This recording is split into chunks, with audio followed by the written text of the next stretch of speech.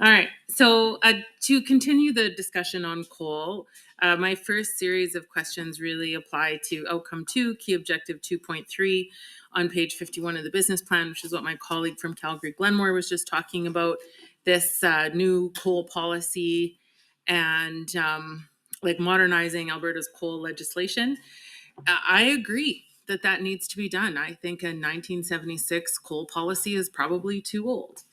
However, I do think that the coal policy from the mid 70s is actually quite effective in managing coal, and we need something better and more modern to replace it, not weaken coal regulations. So the minister, in his previous answers, was commenting on listening to the 30,000 Albertans who were consulted on the coal policy consultation that was conducted after the coal policy was rescinded in 2020. I would also just like to clarify that it was not between 2015 and 2019 that Alberta was opened up to coal development. That happened in 2020 when the UCP government rescinded the coal policy. That was under this government, not the previous one. That coal policy public consultation, the minister is correct, about 30,000 Albertans were consulted. 75% of them, or 70 to 75%, did not want to see coal mining on the eastern slopes in the headwaters.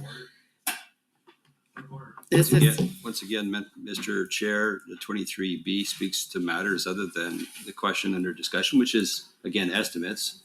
And I'm sure that the members opposite, they've done this once before, so that this isn't new to them.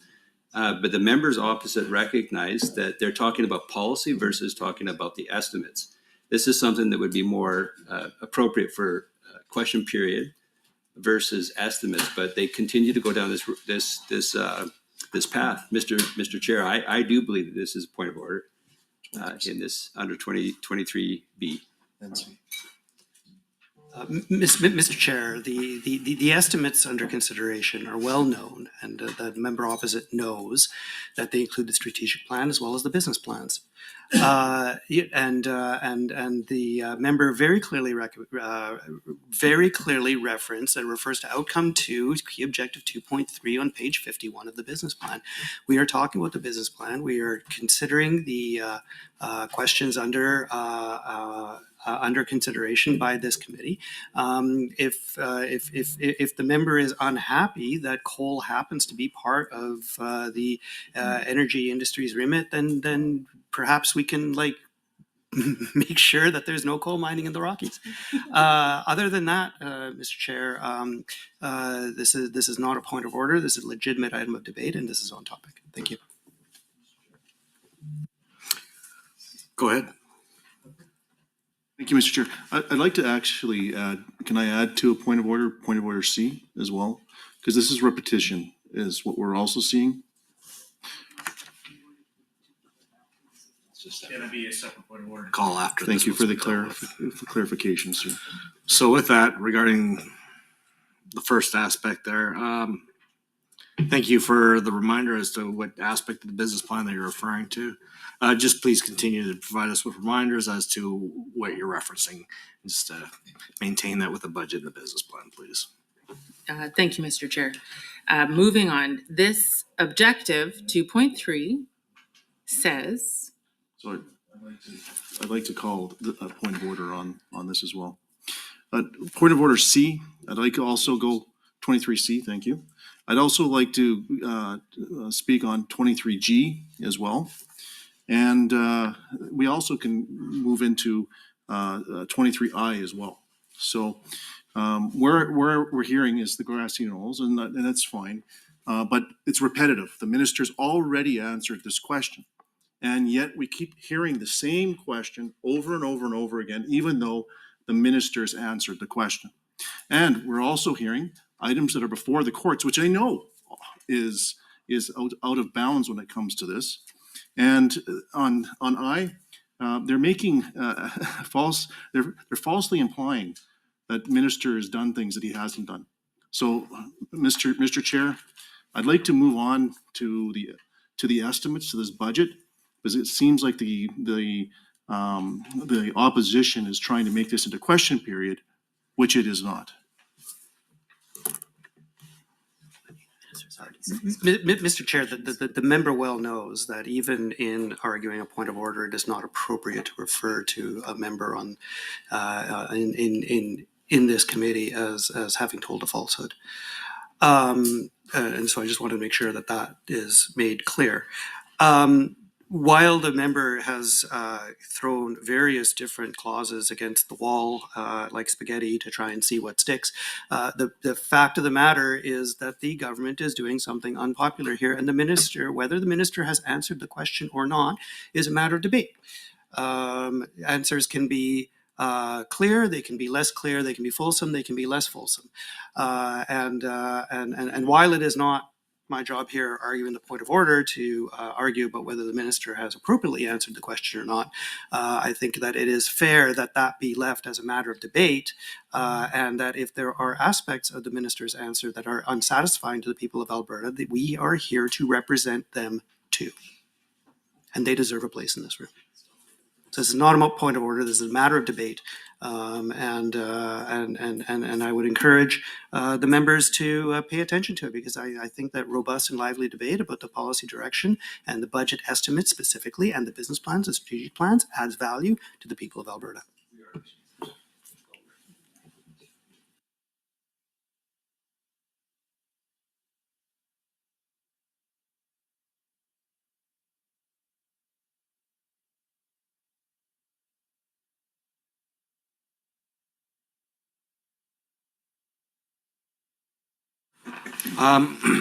Again, I'll just ask the member, remind the members, just to continue to refer to the page and the section in the budget or the business plans that as you continue on with your discussions. When you did ask one question that did infringe on legal aspects, the minister was sharp and caught that, and you have to understand he can't answer those questions. I believe there's 2 cases on the record. Understood, Mr. Chair. Thank you very much. So, key objective 2.3 on page 51 of the business plan is to modernize Alberta's coal legislation and regulatory framework to guide responsible development, protect the environment, and increase royalties for the benefit of all Albertans. I would like to discuss each of these terms in turn. So first, this idea of guiding responsible development. What is that, and who defines that? Who defines what is responsible development? I think how we define those words is very critical in how we make land use decisions around coal mining and any kind of energy development, to be honest. When I start to think about what that means, I can think of a lot of different definitions and perspectives. And so I think we really need to be clear around what these words mean. To me, responsible development is about promoting business and welcoming economic opportunities that do not foreclose future economic opportunities and potential on that landscape. This is part of the challenge with coal mining. It forecloses future economic opportunities on the landscape. Let's take a deeper dive at the Grassy Mountain coal mine. There are aspects of this project that I would like to ask about that my colleague has not asked about yet. The proposed Grassy Mountain coal mine is 7 kilometers north of Blairmore in the Crow's Nest Pass. The Crow's Nest Pass is also a tourism development zone, meaning that the government also intends to promote tourism and outdoor recreation in the same place, Mr. Chair. The Crow's Nest Pass is beautiful, and if you haven't spent any time there, I highly recommend it. There is a lot of very fun outdoor recreation things to do. The proposed coal transfer station for the Grassy Mountain mine is going to be in the town of Blairmore, meaning that there will be coal dust in the same air where there are people mountain biking and hiking and playing with dogs and children and whatever they're doing down there. In this case, tourism and coal mining are not compatible uses. You cannot advertise a landscape for cardio activities that is filled with coal dust. It will not work.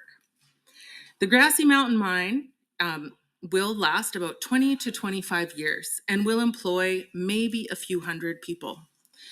Tourism can last decades and employ thousands of people with high-paying jobs and a career that can be diverse and interesting.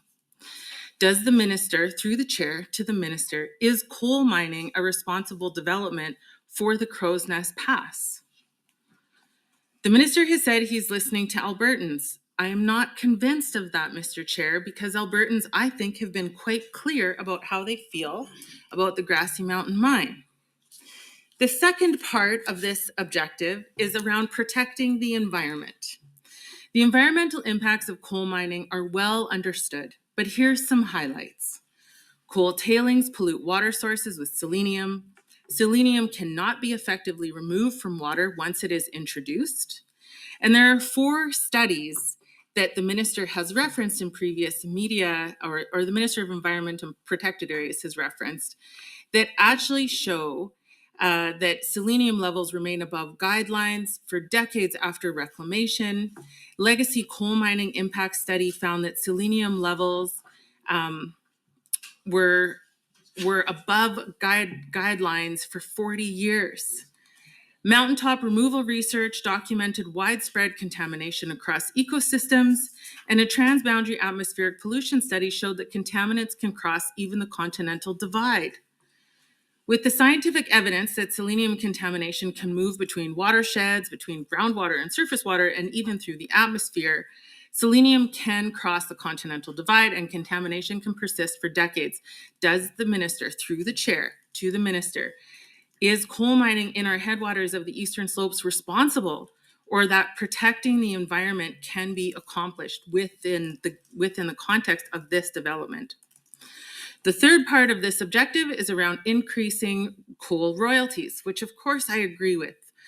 In December, the minister announced that the Alberta Coal Industry Modernization Initiative would include raising coal royalties on new coal mines. There's a little bit of confusion as to what constitutes a new coal mine, because this whole issue of Grassy Mountain being rejected, and then it's an advanced project and it comes back and it's back and forth. So there is a little bit of challenge around the definition of a new coal mine. I would really appreciate the minister's clarity on what is a new coal mine. But I'd also like to know what happens about mines that were previously discussed as proposals but not necessarily submitted. Are those new mines, and will they be subject to these new higher royalty rates, whatever those may be?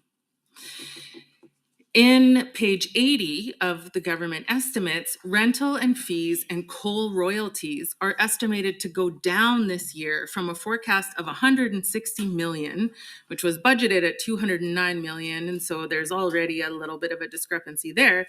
But the estimates estimate 138 million. So that is a decrease in coal royalties. And so I'm a little confused. If we're going to increase royalties, why do we see the estimated drop in royalty revenue for the province?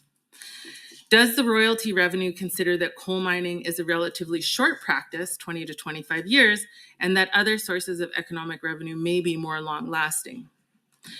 Also, do the royalties consider the known environmental liabilities, namely cleaning or attempting to clean our water, and the massive cost over decades that will be associated with that? For example, Teck Mines in BC spent over $1 billion trying to remove selenium from their tailings and failed. Then they were sued by the Montana Department of Environmental Quality for contaminating fish habitat across the border. Have we budgeted for potential lawsuits from other jurisdictions associated with water contamination? Teck is also being charged by Environment and Climate Change Canada for polluting 2 fish-bearing waterways in the East Kootenay region. Have we budgeted for those expenses? The reality is that coal mining on our eastern slopes in our headwaters isn't good for business, the environment, or the economy. Can the minister, through the chair to the minister, can you explain why you're so committed to promoting an industrial development that doesn't serve Albertans? In general, the new coal modernization initiative contradicts the public consultation the government conducted regarding the coal policy.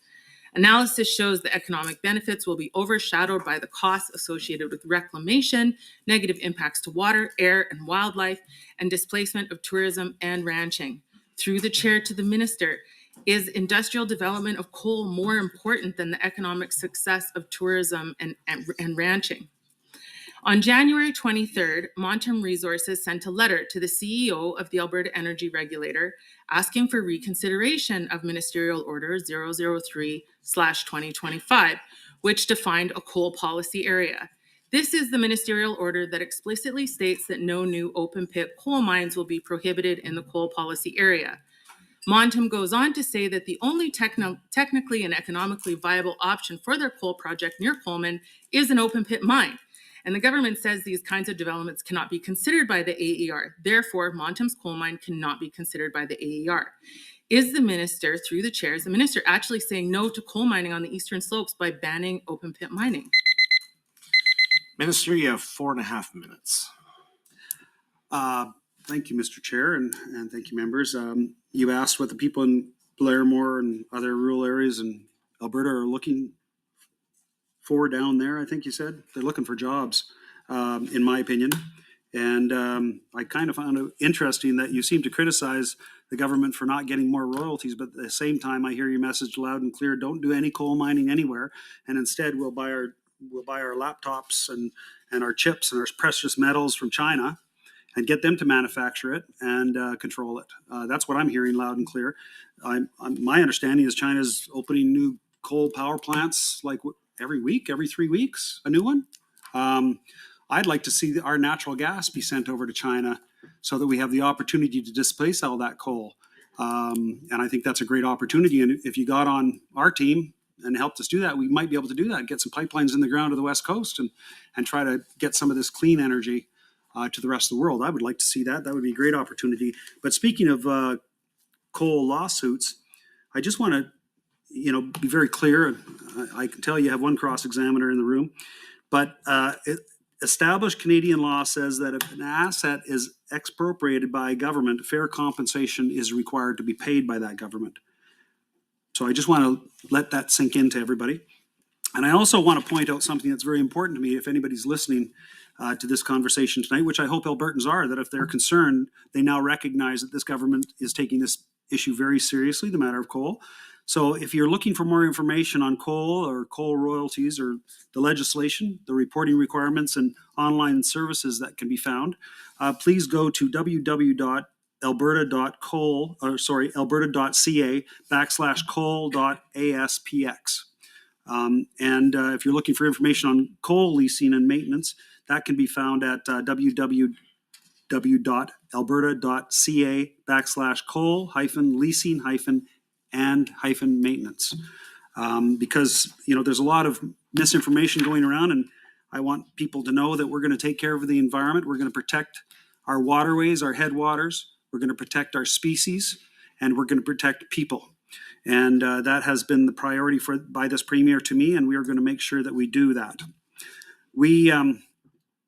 But I do appreciate all the questions, because I think it's important to keep this government to account and to recognize that we're doing a great job. And I'm more than happy to provide the letter that the former NDP minister sent in 2016 to the coal industry abroad that said to them, come on in and dig. You say it wasn't the NDP, it was the NDP. It was you folks that invited them in. It was you that wanted to make the changes on the land designations and carve out some parks, like different parks.